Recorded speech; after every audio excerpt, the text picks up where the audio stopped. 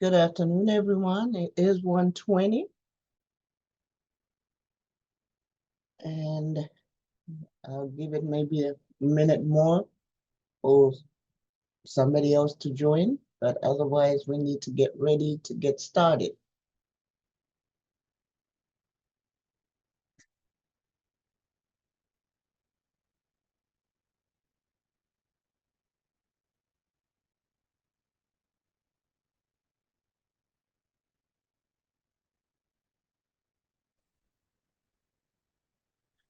Okay, we'll go ahead and get started. Again, good afternoon, everyone, and thank you for attending the Assessment and Continuous Improvement, the FAMU Way, Part 1 and 2. My name is Naomi Shamantutu Zukunu, and I'll be moderating this session. Our speakers will present for 30 to 35 minutes, and then we'll have time for a Q&A before the end of our session. We have to end the session promptly at 2:05 because another session starts in the next 5 minutes. If the presenters are not able to answer all of your questions, please contact them directly at the email addresses either listed below their last slide or through the Office of University Assessment. As a friendly reminder, this session is being recorded, and when you registered for the conference, you provided consent for recording.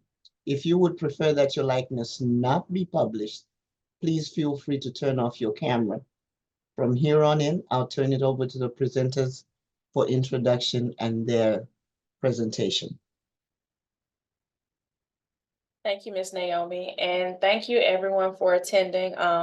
We were just having a conversation on the back end that all the folks in our session are probably the folks who need it the least. Considering we have a former director of assessment, Dr. Renaud, on the call, one of the people who helped frame our assessment process and make it what it is today. So I guess this is a conversation among seasoned vets, but I will say, knowing that this conversation really talks about how we do assessment, what's the purpose for tying it to continuous improvement, and just kind of the nuts and bolts of what it looks like at FAMU. And we are presenting along with Dr. Kinsey, who's talking through program quality, and Mr. Rivero and Mr. Holt, who are going through a presentation on peer support and using actionable feedback. If any of those topics do sound intriguing to you and you feel pretty comfortable in your handle on assessment, we will not be offended if you decided to pop over to any of those. Otherwise, feel free to hang out and chime in through the chat if you'd like. So every day, faculty and staff here on campus weave assessment and continuous improvement together to enhance instruction, to facilitate learning, and to increase operational effectiveness. And so this session today is really intended to provide a holistic view of assessment, particularly the components that we use here at FAMU and how we use them, and to talk about how faculty and staff can really drive those components and focus in on closing the loop on program improvement. And that was one of the things that we had to pay particular attention to, I'll say, in developing our 5th-year report. I had the opportunity to work on that the top of the year as we prepared to submit that document to SAC-COC, and really making sure that there was a clear example for each unit and how they close the loop year over year on their assessment results. So having gone through that experience with the support of George and Dr. Walker, we decided that that was going to be a big part of our focus in speaking through the components of the assessment plan and report, drawing particular attention down to what we consider closing the loop and where we provide that opportunity to you in the assessment report. So my name is Kiwanis. I've been a lot today. I've been Kiwanis Berg, Kiwanis McTier, Dr. McTier, been a whole bunch of things, but you all can call me Kiwanis. I am joined today by Dr. Phyllis Walker. She's an Associate Dean in the College of Social Sciences, Arts, and Humanities, and my colleague, George Pinkney, who serves as the Assistant Director of University Assessment.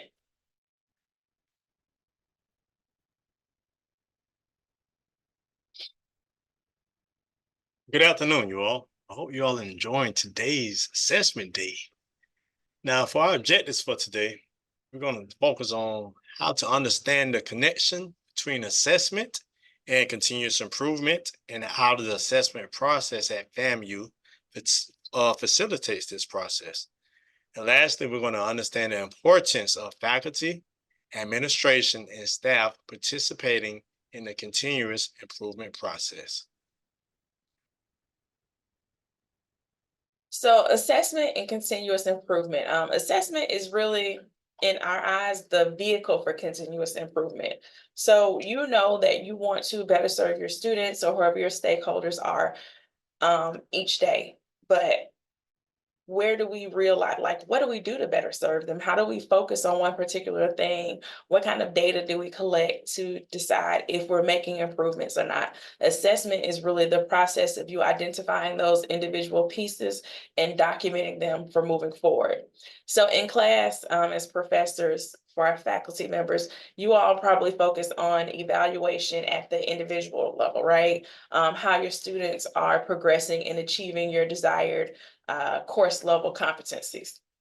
But when we talk about assessment from the Office of University Assessment, we're looking at reporting at the program level. So how your program is proceeding in achieving the goals that you've set for your students. So if there are a set of competencies that your students are expected to demonstrate at the end of the program or at the end of some specific time period, what are those competencies and how are you measuring those competencies? So that's what we really focus on from the university assessment standpoint when we talk about assessment. And so we say that assessment is really a critical component in making the link between planned action and realized improvement. So that image on the right side of your screen is just kind of the visual depiction of what we're asking you to do year over year. We want you to plan and figure out where you want to see some improvement, determine your actions that you're going to do, frame out how you're going to study what's happening based on those actions, and then act and continue that cycle over and over again.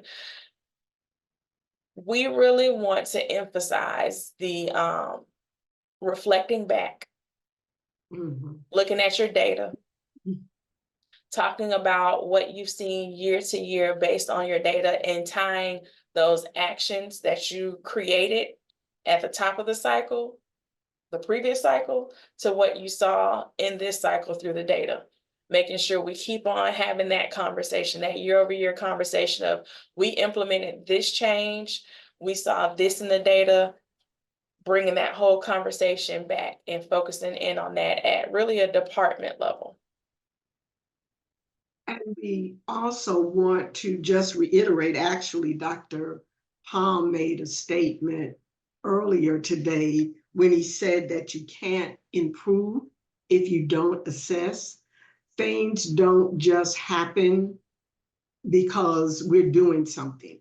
We have to be intentional about what it is that we're doing, look at the different components, making sure that it's lining up with what it is that we are trying to assess, and discuss it with each other. So this is not just busy work, and I know it's taking some time. The culture is getting better, but just over the years in academia in general, assessment has been looked at as busy work, but it's not busy work.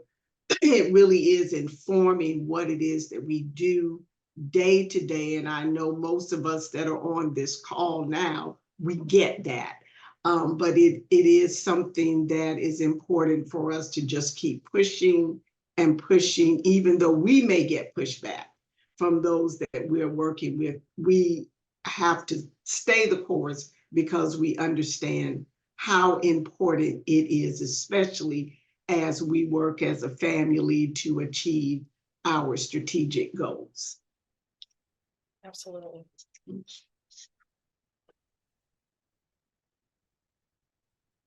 STARS assessment approach. Now, this is what we use at our institution. Now, if you all notice, if you kind of take a a quick little view at that diagram on the left, the stars approach. If you notice, that is a continuous cycle. It goes all the back when you go back to 1 through 5, but then it continues. All right, not to linger with that now.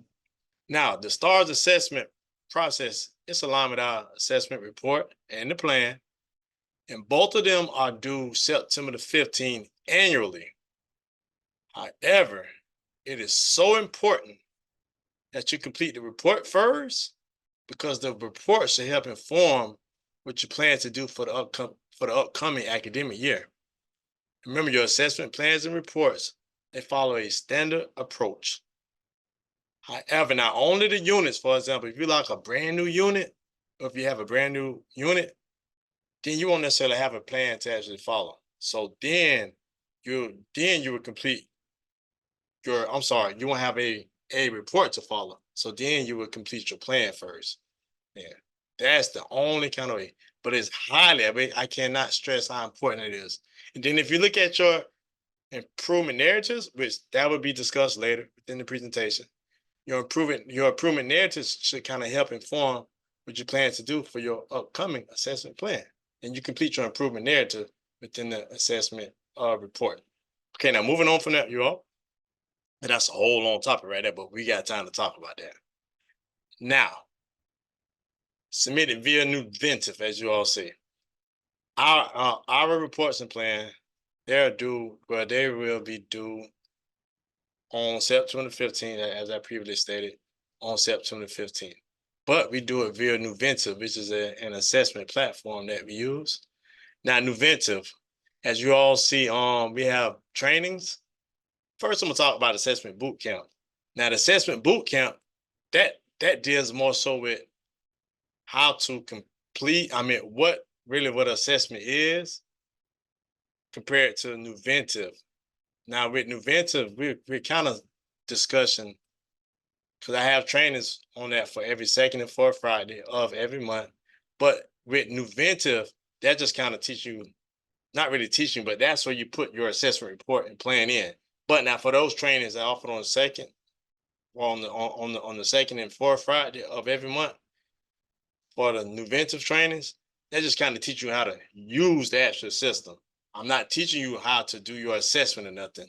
You learn more of that within your assessment boot camp. And now on the second Friday, we meet at 10 a.m. via Zoom for Nuventive and Quatrix. That's at 3 p.m.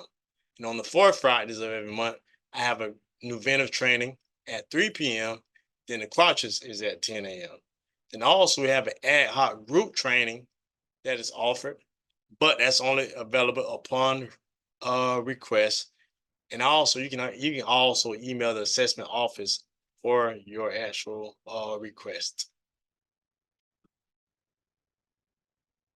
And just to make a real quick important distinction, assessment bootcamp and the ad hoc group training are going to go over the same information, which is the nuts and bolts of assessment and what the pieces of the plan and report really mean, and kind of help to interpret it in the language of your area. But the assessment bootcamp is routine. We actually push that out each semester, versus with that ad hoc group training, as George mentioned, you have to request that. And we do ask that it is group training. We emphasize that because we are, it's really two of us who go out and train at this point. And although we love to do one-on-one trainings, unfortunately, our calendars just don't accommodate it right now. So we do ask that, you have a true group that you're looking to have trained once you make that request for an ad hoc group training.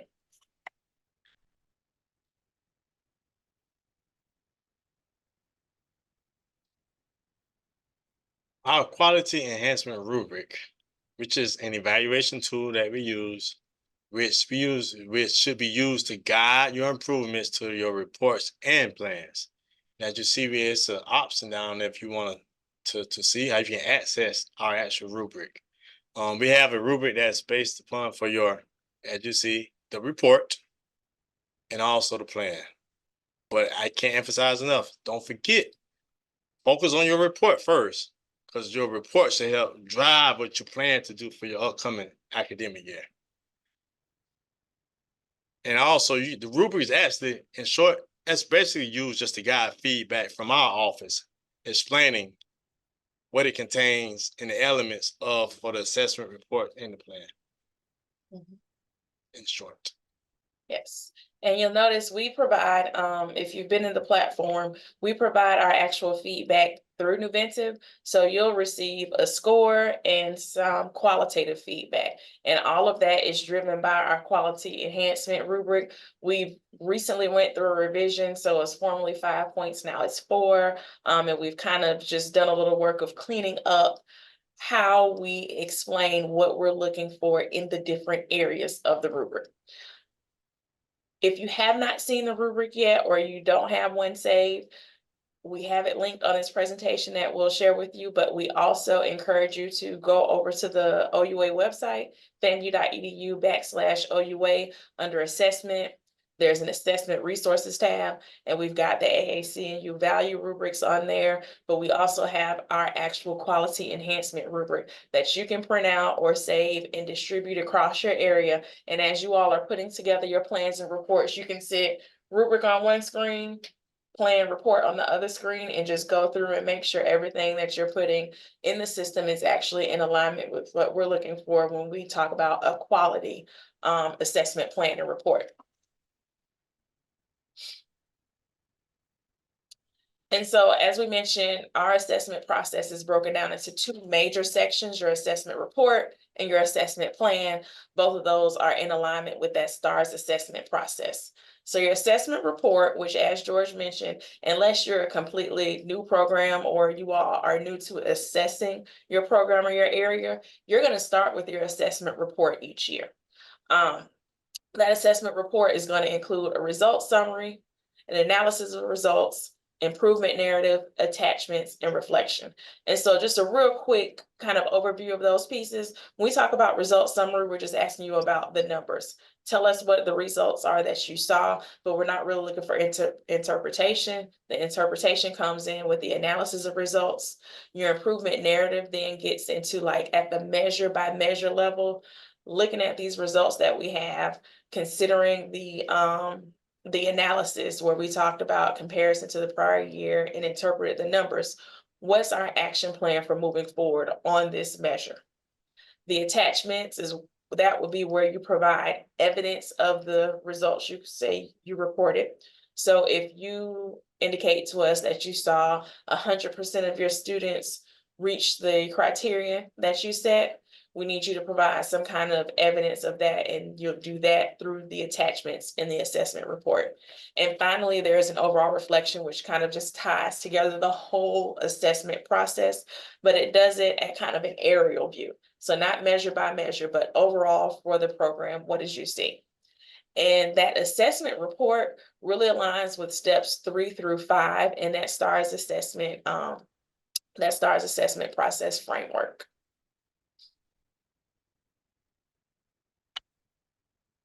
The assessment plan. So that's focusing on 1 and 2 of the STARS assessment approach. And the assessment plan is going to outline the objective or the outcome that you're studying. And depending on if you're administrative or if you're an educational support unit or an instructional program, you'll either give us, a mixture of SLO, student learning outcomes and performance of outcomes.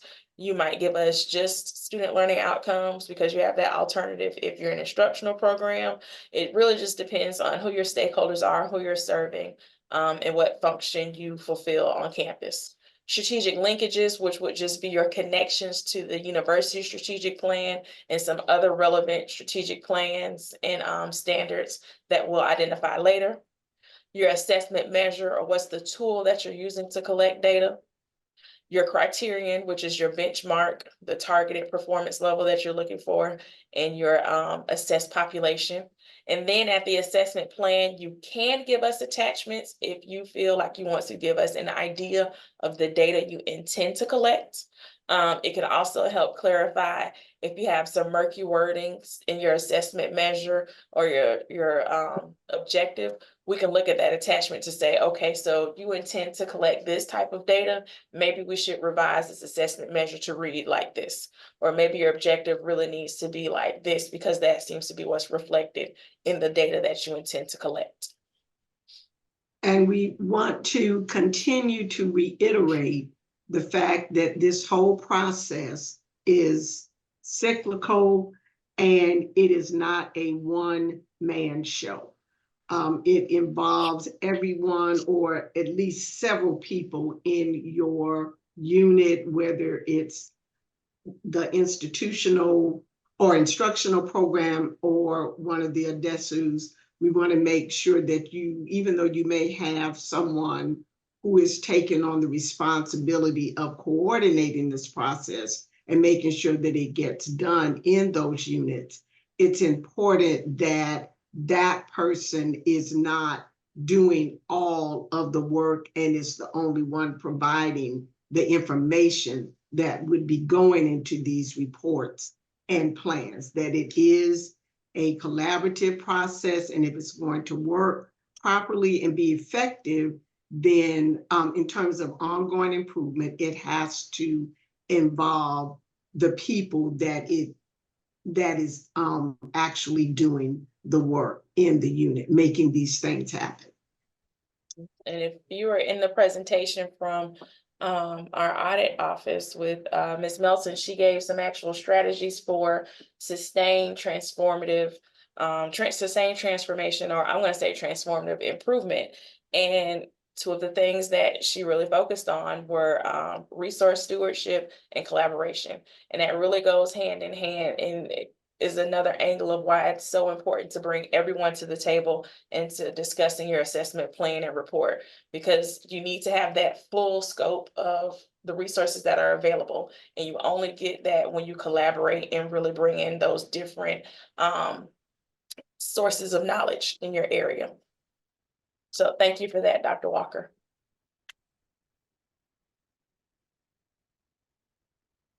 And so now I'll turn it over to George for a little interactive activity. All right, now, do you all see the question above? Now, if you have a QR code, I want you to take your phone out or whatever you have, or you can use the email address below. Read to you. Now, on September the 15th of each year, what is due to the Office of University Assessment?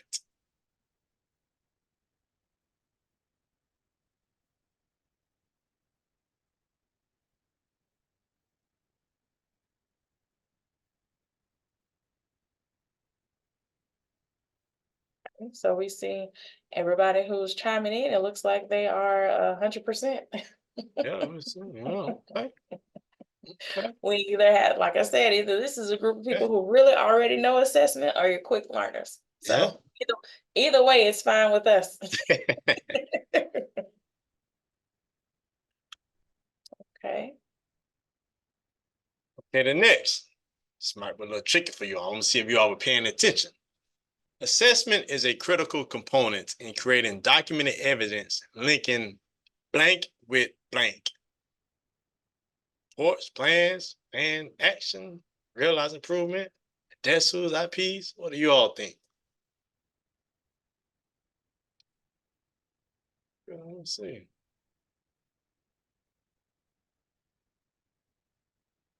Let's see. 100% once again. Wow. We have no issue with these kinds of I see. these kind of results. And so we're going to take a beat here because we have a smaller group and we can get a little bit more interactive in our conversation. If you have any questions, or because this is such a seasoned group, if you have a contribution that you want to chime in and add, you can do it via chat if you want, or because I know that we can have a pretty good productive conversation in here, you can just come off mute and chime in.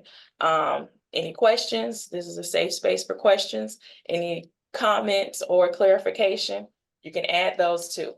One thing that I wanted to make sure that we really highlighted here is that even though September 15th is the, stated deadline, and that's the due date barring any serious issues that might stop us from being able to collect assessment plans and reports. I know we had one year where the server went down for Nuventive, so no one could give anything. So of course we had to extend that deadline. But we state that September 15th is the deadline because that's, the time where we're going to go in and begin doing our compliance review to ensure that you have something in the system. That does not mean that assessment happens on September 14th, 15th, maybe 13th. It happens all year long. And we are more than happy to engage you in that conversation all year long. Particularly around the time of the due date, we have help sessions where we will literally sit in a Zoom session with you and you can pull up whatever your questions are and we'll walk through them with you. But I would say if we do 8 Zoom sessions, about 4 of them are jam-packed, and it's hard to serve people because, there's so many questions and not that many of us to answer. So that is another reason why we really emphasize connect with us throughout the year. Come to those assessment boot camps, schedule those large group sessions.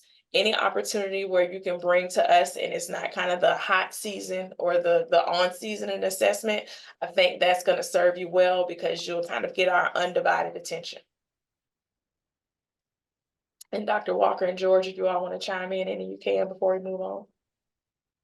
I was just wondering if there's anyone in the session that can share some of the things that they're doing in their areas to promote the engagement of faculty and staff in their assessment process throughout the academic year to make it easier for those reports and plans to get done by September 15th. And I would add to that, and Dr. Renaud, even from your standpoint at Georgia Tech, any strategies you use there that's what I was thinking to about. achieve that same goal, feel free to chime in. Oh man, first of all, let me say thank you for the invitation to attend today's engagement. It is always a pleasure to be in the company of folks that I consider to be family. So we all know, first of all, let me say this is mission critical work. And unless we all begin to embrace that it is a part of what we do as institutions in support of student success, we're always going to fall short. And so framing this around the mission and priorities of the institution is something that we do here at Tech. I like to say we meet people where they are in this process. And so I do a lot of outreach. I have been in research labs. I have been to lunch. I've been, the folks' offices. We've had coffee, and just really having deep discussions around the value and the importance of doing this work.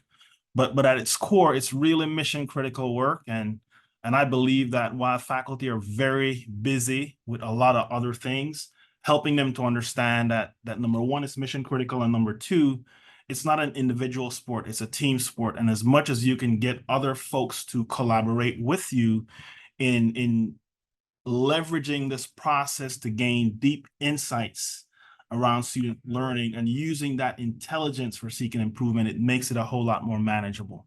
So the sort of the 3 M's in assessment comes to mind, that, it's meaningful for the programs that engage in it. It's certainly manageable, right? And what we do obviously should be measurable. Again, thanks for the opportunity to engage. No problem. And thank you for that contribution. I'd also like to add on to that. Dr. Walker provides a really strong example from leadership on really bringing folks into your assessment process and not just pushing the information out and saying, hey, you all should attend.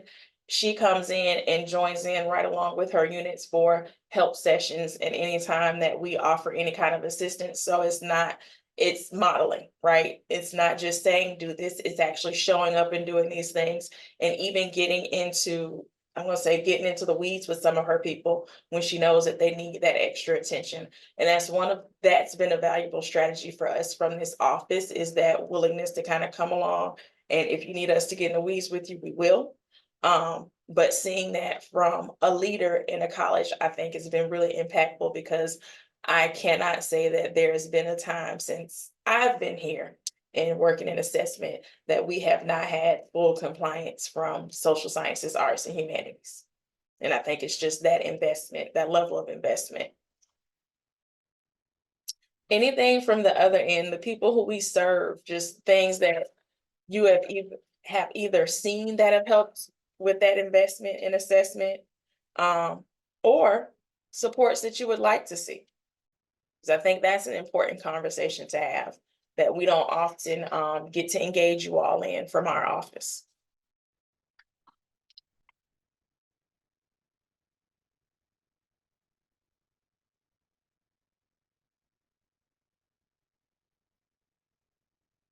Okay, I'm gonna take that silence to mean we're doing everything we should be doing. Gold star for university assessment, and I'm gonna move on. Okay, so if we don't have any questions, we are going to move into the next portion of our presentation, and I'll turn it over to Dr. Walker. Oh, okay, good afternoon again. So this, one of the things that as we go into talking about the different, being a little in detail, a little more about how you build an assessment plan and a report, we just want to remind everyone about, again, the cyclic, and I think that's the word, the correct word to use, but how this process is cyclic. It's not linear. It's not one and done. You don't stop and then start something totally new. You should see the connection, and your report should actually lead into building your plan, again, unless this is a new program or a new unit.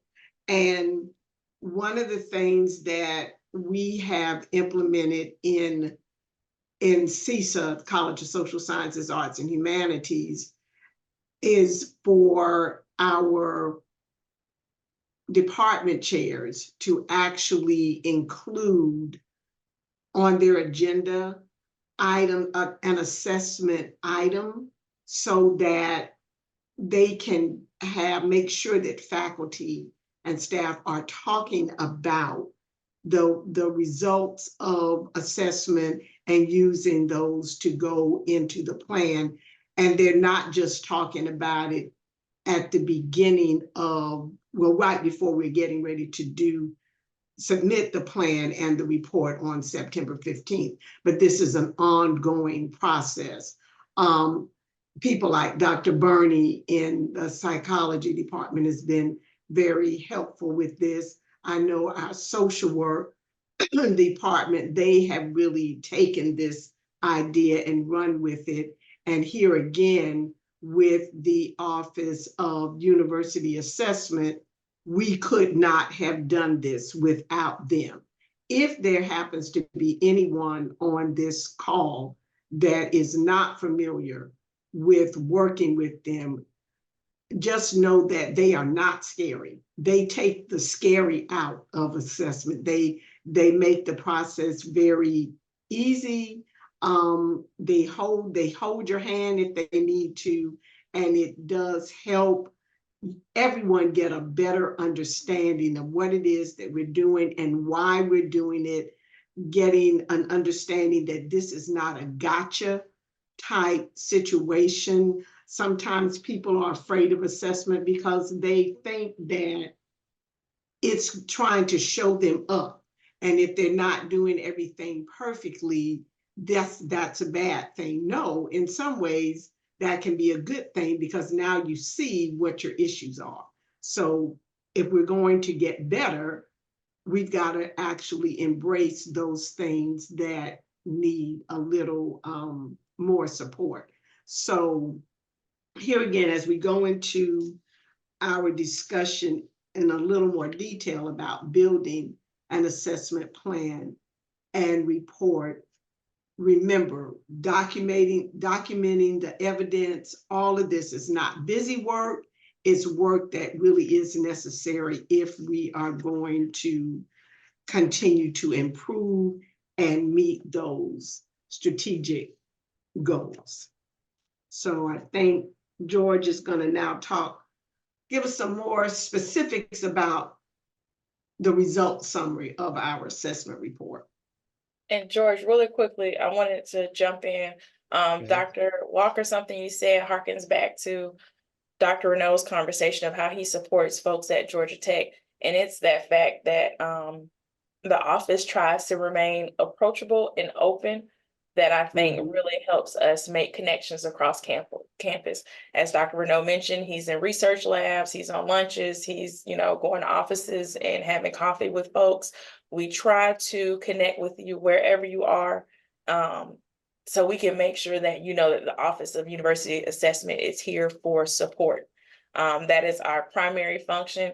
Yes, it's compliance because we do have to report out on if you're meeting the mark or not, and if you're submitting or not.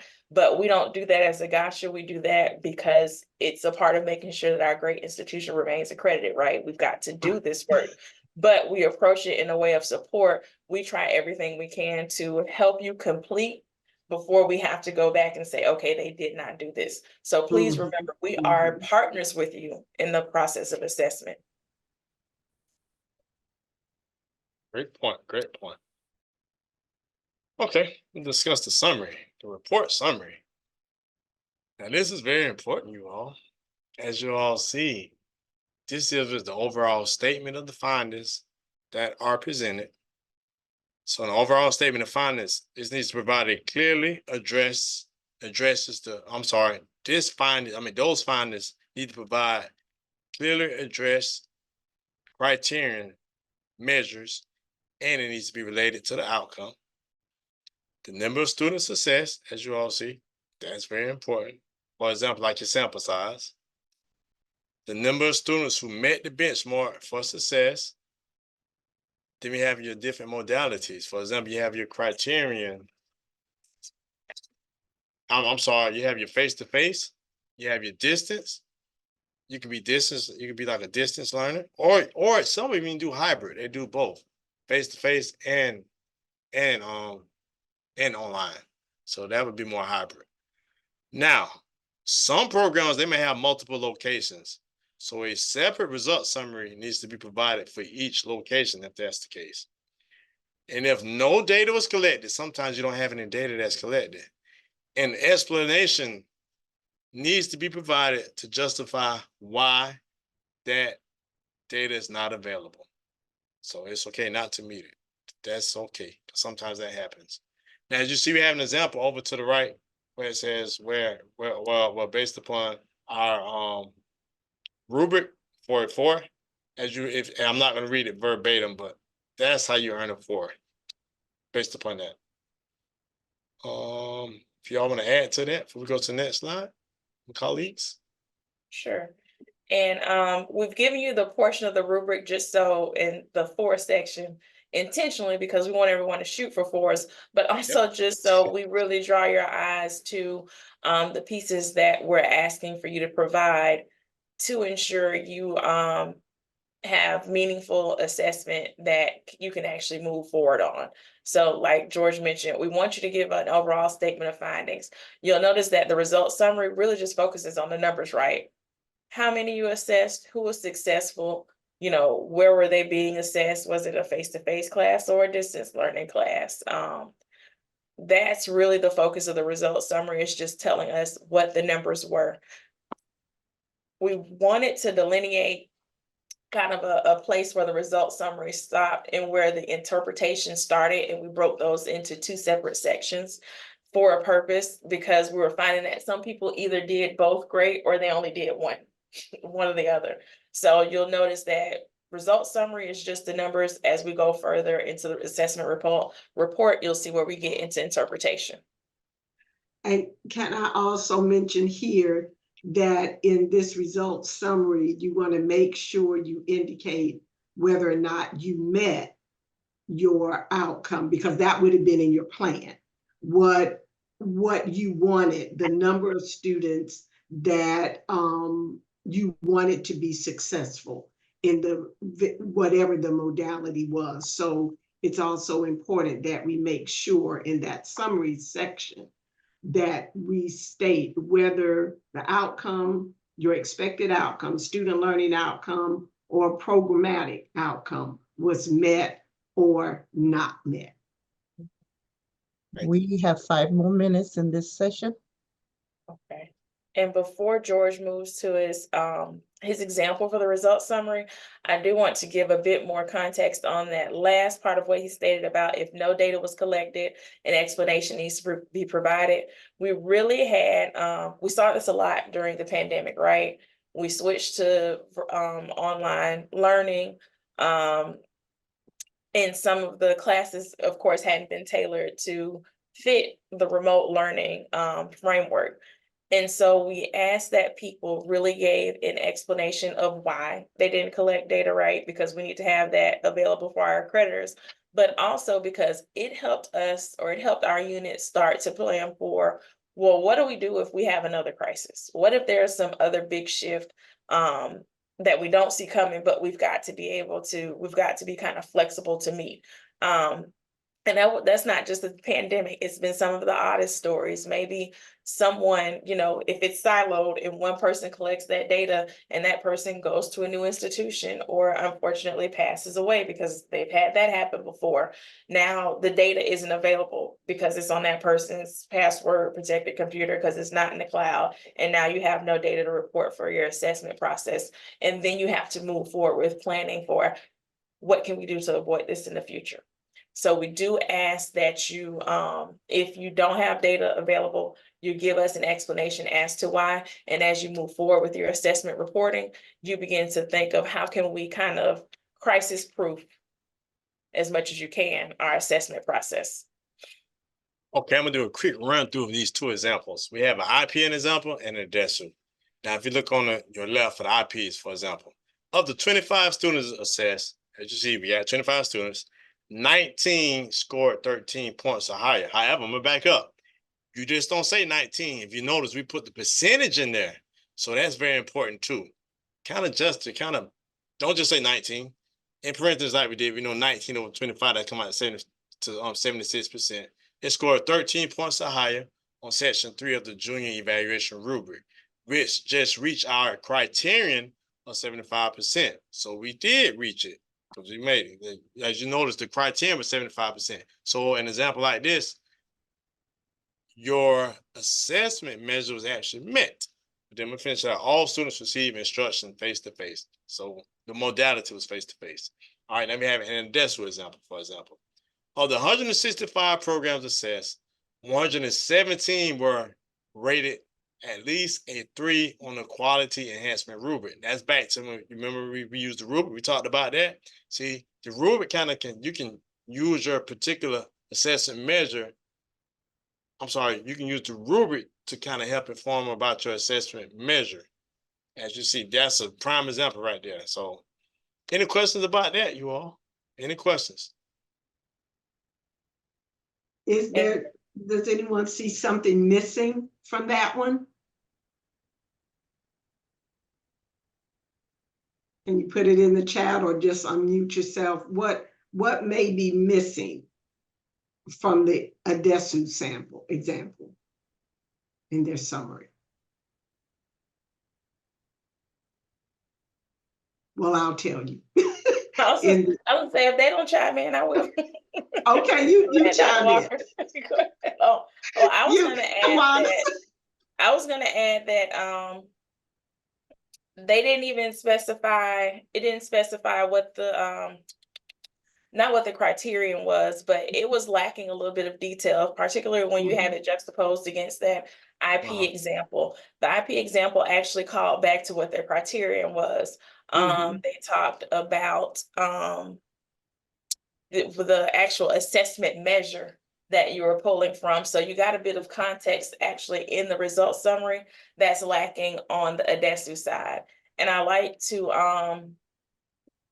for my folks who've kind of got the bare bones already together, I like to talk to them about kind of considering these as isolated pieces and making sure the piece makes sense if it has to stand alone.